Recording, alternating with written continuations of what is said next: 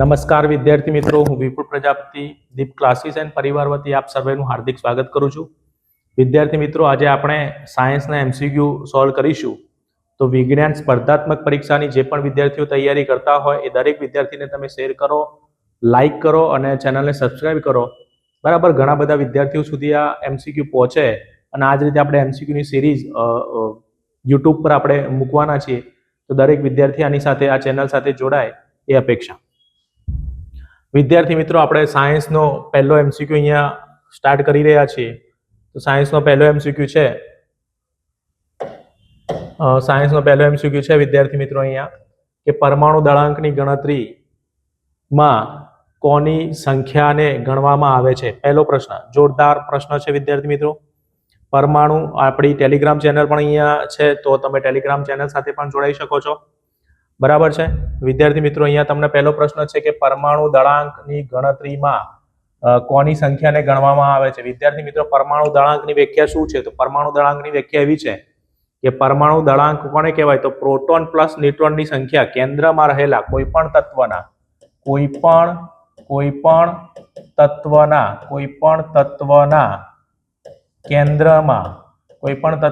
કેન્દ્રમાં રહેલા કોની સંખ્યા? રહેલા પ્રોટોન પ્લસ ન્યુટ્રોન ની સંખ્યાને શું કહે છે? ન્યુટ્રોનની સંખ્યાને શું કહે છે? પરમાણુ દળાંક કહે છે. શું કહે છે? પરમાણુ દળાંક કહે છે. તો અહીંયા આપણો જવાબ શું થશે? પરમાણુ દળાંકની ગણતરીમાં કોની સંખ્યાને ગણવામાં આવે છે? તો પ્રોટોન પ્લસ ન્યુટ્રોન. પણ અહીંયા આપણને ઓપ્શન એ અને બી બંને આપેલો છે, જેથી આપણો સાચો જવાબ શું થશે વિદ્યાર્થી મિત્રો?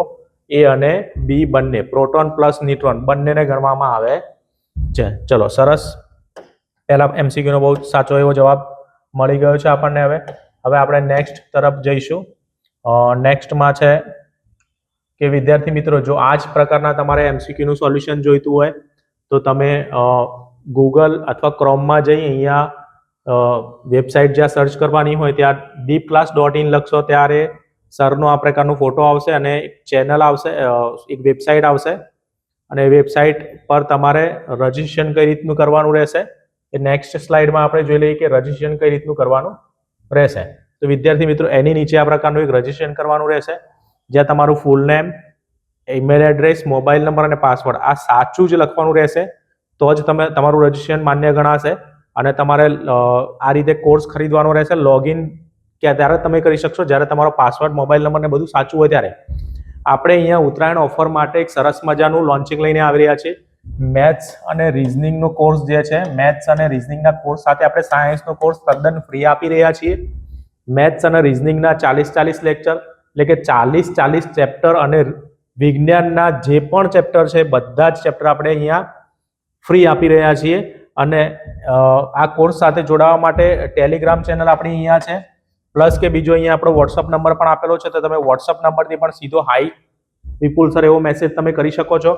અને આ બંને કોર્સની સાથે સાયન્સનો કોર્સ ફ્રી છે અને જેની કિંમત આપણે હવે કોર્સની કિંમત ઘટાડી અને માત્ર ને માત્ર રૂપિયા 999 3 કોર્સ તમને મળી રહ્યા છે. માત્ર ને માત્ર રૂપિયા 999 3 કોર્સ, મેથ્સની સાથે રિઝનિંગ અને એની સાથે સાયન્સ ફ્રી.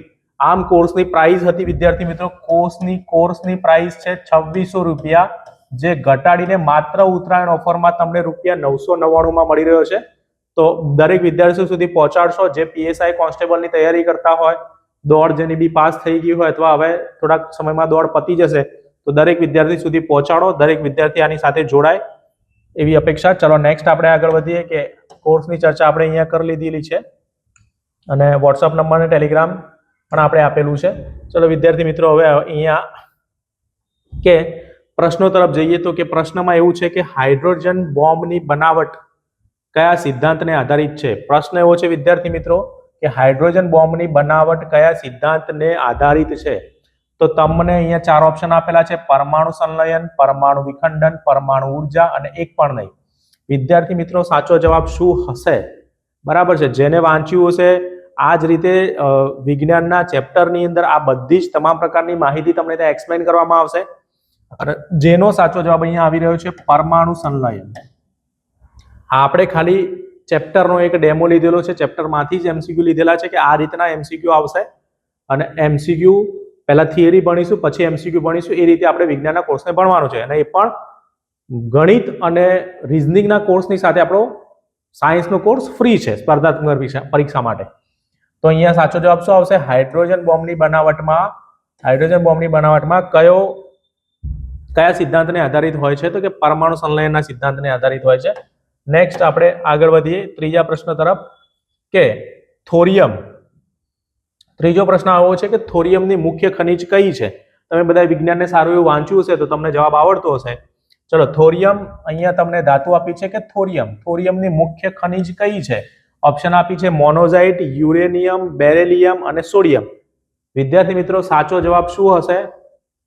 બરાબર છે, ચલો સાચો જવાબ આનો છે મોનોઝાઇટ. વિદ્યાર્થી મિત્રો આનો સાચો જવાબ છે મોનોઝાઇટ. બરાબર.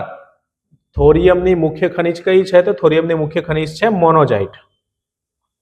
એના પછી છે નેક્સ્ટ આગળ પ્રશ્ન નંબર 4. પ્રશ્ન નંબર 4 માં એવું છે કે જે ખગોળીય પદાર્થ ગ્રહ બનવામાં નિષ્ફળ નીવડ્યા હોય, જે ખગોળીય પદાર્થો ગ્રહ બનવામાં નિષ્ફળ નીવડ્યા હોય તેને શું કહે છે? વિદ્યાર્થી મિત્રો આની માટે તમારે વિજ્ઞાનનું સરના કોર્સ સાથે જોડાવવું પડશે અને સરના કોર્સનું વિજ્ઞાનનું બ્રહ્માંડ ચેપ્ટર તમારે સમજવાનું રહેશે. જો આ જ રીતે દરેક ચેપ્ટરને તમે સમજતા જશો તો બધા જ એમસીક્યુ તમને આવડતા હશે.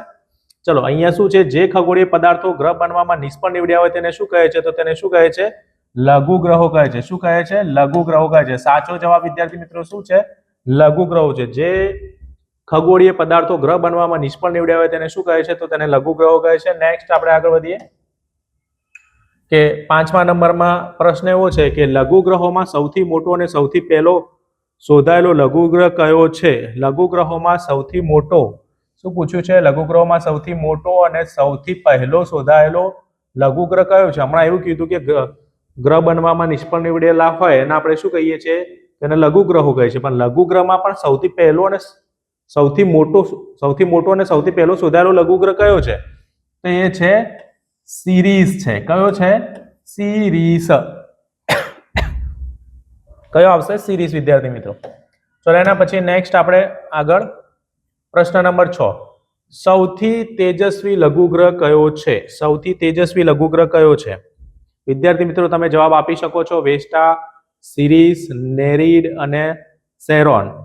સૌથી તેજસ્વી લઘુગ્રહ કયો છે? સૌથી તેજસ્વી લઘુગ્રહ કયો છે વિદ્યાર્થી મિત્રો? સૌથી તેજસ્વી લઘુગ્રહ છે વેસ્ટા. સૌથી તેજસ્વી લઘુગ્રહ કયો છે? વેસ્ટા. જે ખાસ તમારે યાદ રાખવાનું રહેશે. ચલો નેક્સ્ટ 7મા પ્રશ્ન તરફ નીકળીએ. 7મા એમસીક્યુમાં એવું છે કે ધૂમકેતુને બીજા કયા નામે ઓળખવામાં આવે છે? બધાને આ પ્રશ્નનો જવાબ આવડતો જ હોય. પૂંછડિયા તારા તરીકે ઓળખવામાં આવે છે. ધૂમકેતુને બીજા કયા નામે ઓળખવામાં આવે છે? ધૂમકેતુને પૂંછડિયા તારા તરીકે આપણે ઓળખતા હોઈએ છીએ. બરાબર. ચલો નેક્સ્ટ સિમ્પલ પ્રશ્ન હતો, બધાને આવડતો હશે. 8મા નંબરના પ્રશ્ન તરફ જઈએ. 8મા નંબરના પ્રશ્નમાં એવું છે કે શું ધૂમકેતુઓ સ્વયં પ્રકાશિત હોય છે? બી અને સી બંને. એ તો હોય જ ના શકે. હા ના જવાબ ક્યારે સાથે હોય ના શકે. હા યા તો ના. તો ધૂમકેતુઓ સ્વયં પ્રકાશિત હોતા નથી. સાચો જવાબ શું છે? ધૂમકેતુઓ સ્વયં પ્રકાશિત હોતા નથી. બરાબર છે. ધૂમકેતુઓ સ્વયં પ્રકાશિત હોતા નથી. એના પછી છે કે ધૂમકેતુઓ સ્વયં પ્રકાશિત હોતા નથી.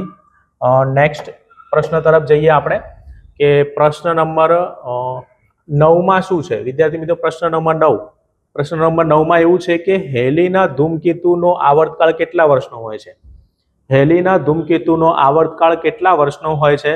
બધાને આ પ્રશ્નનો જવાબ આવડતો જ હશે. હેલીના ધૂમકેતુનો આવર્તકાળ 76 વર્ષનો હોય છે. કેટલો હોય છે? 76 વર્ષનો. જેનું ખાસ તમારે ધ્યાન રાખવાનું રહેશે. હેલીના ધૂમકેતુનો આવર્તકાળ કેટલા વર્ષનો હોય છે? તો 76 વર્ષનો હોય છે. આપણે નેક્સ્ટ પ્રશ્ન તરફ આગળ વધીએ હવે કે પ્રશ્ન નંબર 10માં શું છે? 10માં એવું છે કે હેલીનો ધૂમકેતુ છેલ્લે ક્યારે દેખાયો હતો? હેલીનો જે ધૂમકેતુ હતો એ છેલ્લે ક્યારે દેખાયો હતો એના વિશે ચર્ચા કરી. તો હેલીનો ધૂમકેતુ જે છેલ્લે 1986, 1975, 1985 અને 1972 તો હેલીનો ધૂમકેતુ ક્યારે દેખાયો હતો? હેલીનો ધૂમકેતુ દેખાયો હતો 1986 માં દેખાયો હતો વિદ્યાર્થી મિત્રો. ક્યારે દેખાયો હતો? 1986 માં. હેલીનો ધૂમકેતુ ક્યારે દેખાયો હતો? 1986 માં દેખાયો હતો છેલ્લે. હેલીનો ધૂમકેતુ છેલ્લે ક્યારે દેખાયો હતો? તો 1986 માં દેખાયો હતો. એના પછી નેક્સ્ટ પ્રશ્ન તરફ જઈએ આપણે. નેક્સ્ટ પ્રશ્નમાં પ્રશ્ન નંબર 11. પ્રશ્ન નંબર 11 માં એવું છે કે ખગોળશાસ્ત્રમાં અવકાશીય પદાર્થો વચ્ચેનું અંતર માપવા માટે કયા એકમનો ઉપયોગ થાય છે? ખગોળશાસ્ત્રમાં અવકાશીય પદાર્થો, બે અવકાશીય પદાર્થો વચ્ચેનું અંતર માપવા માટે શાનો ઉપયોગ થાય છે? પ્રકાશ વર્ષ છે, આંતર વર્ષ છે, સમાંતર વર્ષ છે કે એક પણ નહીં? વિદ્યાર્થી મિત્રો આવું તો ત્યારે તમે સાંભળ્યું જ નહીં હોય, બરાબર? એટલે આ બધા જ ઓપ્શન ખોટા છે. પ્રકાશ વર્ષ માત્ર ને માત્ર સાચો જવાબ છે. ચલો એના પછી નેક્સ્ટ આપણે આગળ વધીએ કે પ્રશ્ન નંબર 12 ની અંદર શું છે અને કઈ ટાઈપનો પ્રશ્ન છે? પ્લુટોની શોધ કોણે કરી હતી? પ્લુટોની શોધ કોણે કરી હતી? તો પ્લુટોની શોધ વિલિયમ હર્શલે? ના, વિલિયમ હર્શલે તો યુરેનસની શોધ કરી હતી.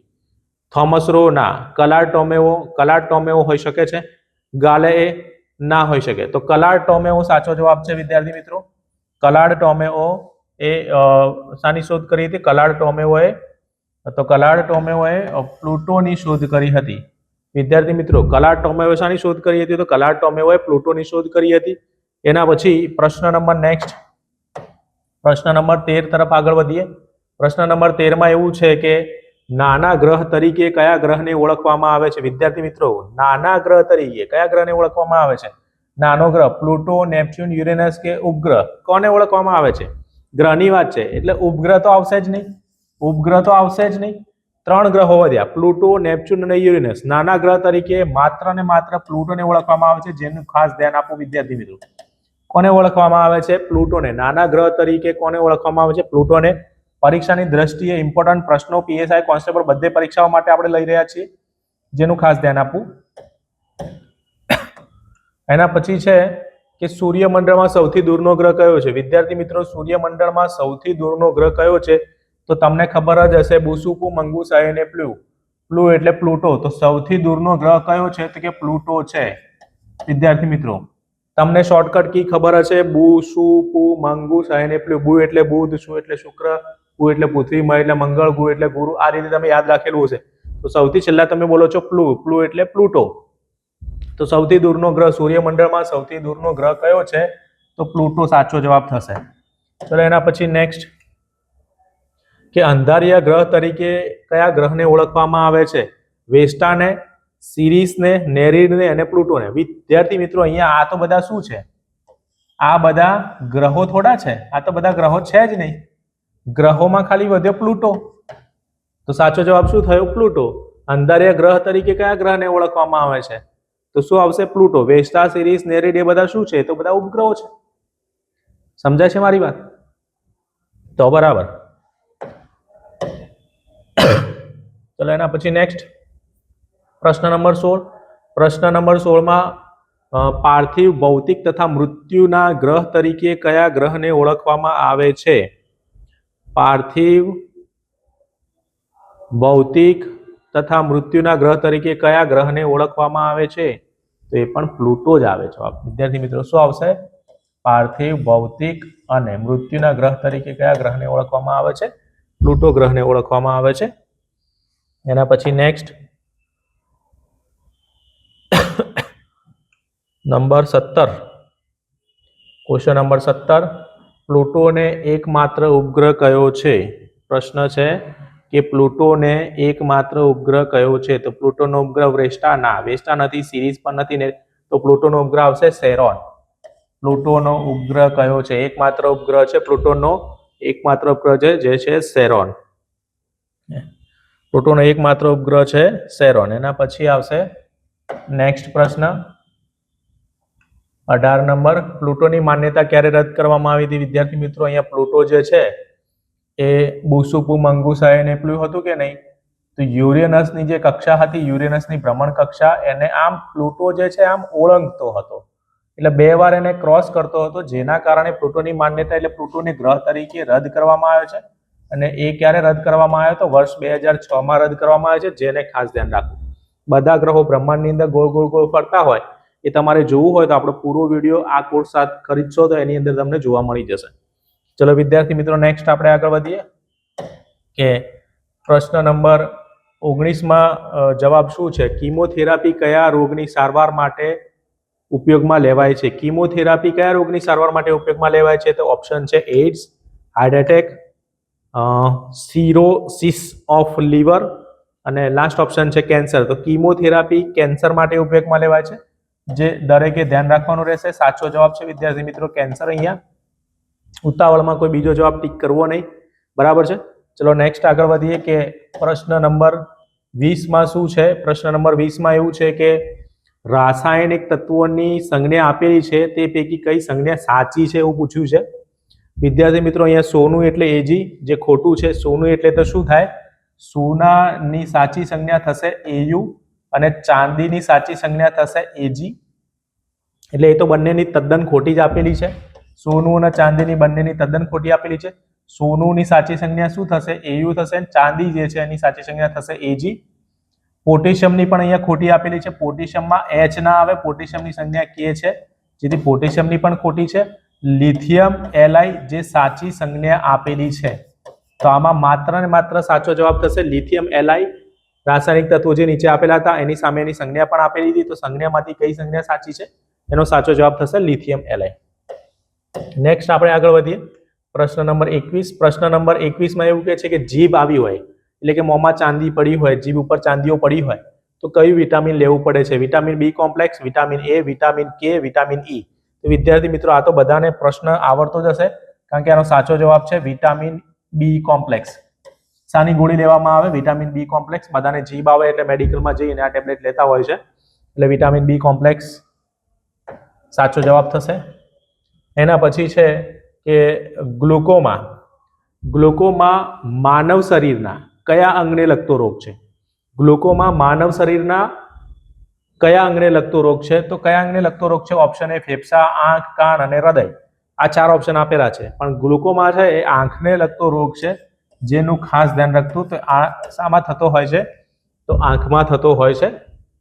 આની માટે પણ તમારે કોર્સ સાથે સંકળાવવું પડશે વિદ્યાર્થી મિત્રો. અહીંયા હું બધું જ એક્સપ્લેન કરવા જઈશ તો વિડીયો બહુ જ લાંબો થશે, જેના કારણે આપણે માત્ર ને માત્ર એમસીક્યુ ઉપર ભારણ આપેલું છે, બરાબર.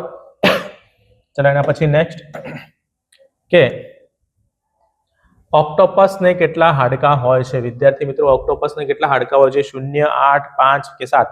બધા ઓક્ટોપસ એટલે 8 હાડકાં હોય એવું લખીને જવાબ આવતા રહે, પણ 8 હાડકાં ઓક્ટોપસને હાડકાં હોતા જ નથી, એટલે 0 હાડકાં. ઓક્ટોપસને હાડકું ના હોય, બરાબર. જે બાયોલોજીના વિદ્યાર્થીઓ એમને ખબર જ હોય, છતાં સાયન્સના વિદ્યાર્થી ના હોય, ખબર ના હોય, તો અહીંયા ધ્યાન આપવું. અનાજની જાળવણી માટે નીચેના પૈકી કઈ દવા વપરાય છે? અનાજની જાળવણી માટે વિદ્યાર્થી મિત્રો, અનાજની જાળવણી માટે આપણે ઘરે ઘઉં હોય, બાજરી હોય, તો એ બધાને બોરીમાં ભરીએ છીએ કે પીપળામાં કે કોઈ ટંકમાં ભરીએ છીએ. તેને સાચવવા માટે આપણે શું કરીએ છીએ? એમાં ઝીંક ફોસ્ફાઇડનો પાવડર હોય કે કોસ્ટિક સોડા નાખો છો કે મોરથૂથું નાખો છો કે એલ્યુમિનિયમ ફોસ્ફાઇડ નાખો છો, તો બધા બજારમાંથી તમે એક પાવડર લાવો છો જે ઝીંક ફોસ્ફાઇડનો પાવડર હોય છે, જે તમે અનાજની અંદર પોટલી બનાવી કે નાની નાની માટીની ગોળીઓ બનાવીને તમે અંદર મૂકતા હોય છે ઝીંક ફોસ્ફાઇડ ભેળવી, અને જેના કારણે તમારું અનાજ બગડતું નથી. આ અનાજની જાળવણી માટે તમે એક શાનો ઉપયોગ કરી રહ્યા છો? ઝીંક ફોસ્ફાઇડના પાવડરનો ઉપયોગ કરી રહ્યા છો. ચલો એના પછી નેક્સ્ટ આપણે આગળ પ્રશ્ન તરફ જઈએ કે ઓઝોન સ્તરના ભંગાણ માટે CFC. CFC એટલે વિદ્યાર્થી મિત્રો શું થાય? CFC એટલે ક્લોરોફ્લોરોકાર્બન થશે. શું થશે? ક્લોરોફ્લોરોકાર્બન. CFC નું ફૂલ ફોર્મ શું છે? તો ક્લોરોફ્લોરોકાર્બન છે. તો ક્લોરોફ્લોરોકાર્બન શેમાંથી બને છે? ઓઝોન સ્તરના ભંગાણ માટે CFC શામાંથી બને છે? તો ટીવી અને વોશિંગ મશીન. ટીવી અને વોશિંગ મશીનમાં ક્લોરોફ્લોરોકાર્બન હોય જ નહીં. પછી એના અંદર છે યંત્રો અને મશીનરી માટે ના હોય. પછી ફ્રીજ, એર કન્ડિશનરમાંથી, હા ફ્રીજ એર કન્ડિશનરમાંથી હોય. આપેલ તમામ તો ક્યાંય આવશે જ નહીં, તો શું આવશે? ફ્રીજ એર કન્ડિશનરમાંથી બને છે, જે સાચો જવાબ થશે. ક્લોરોફ્લોરોકાર્બન જે છે શાની અંદર મળે છે? તમને ફ્રીજના જે એર કન્ડિશનર હોય છે એમાંથી જ તમને મળે છે, એટલે તમારો સાચો જવાબ થશે. ઉપરના તમામ ઉતાવળમાં ટીક કરીને આવતું ના રહેવું. તમારો સાચો જવાબ થશે ફ્રીજ એર કન્ડિશનરમાંથી મળે છે. અને નેક્સ્ટ વિદ્યાર્થી મિત્રો આપણે આગળ વધીએ તો તમે અહીંયા જે વેબસાઇટની વાત કરવામાં આવી DeepClass.in, એના ઉપર રજીસ્ટ્રેશન કરી શકો છો. રજીસ્ટ્રેશન એકદમ ફ્રી છે. ઇન્સ્ટિટ્યૂટ તરફથી તમને કોલ આવશે. તમારે કોર્સ ખરીદવો હોય તો એના માટેનું તમને ઇન્સ્ટ્રક્શન આપવામાં આવશે. હું આશા રાખું છું કે તમને આ વિડીયો ગમ્યો હશે. Thank you so much.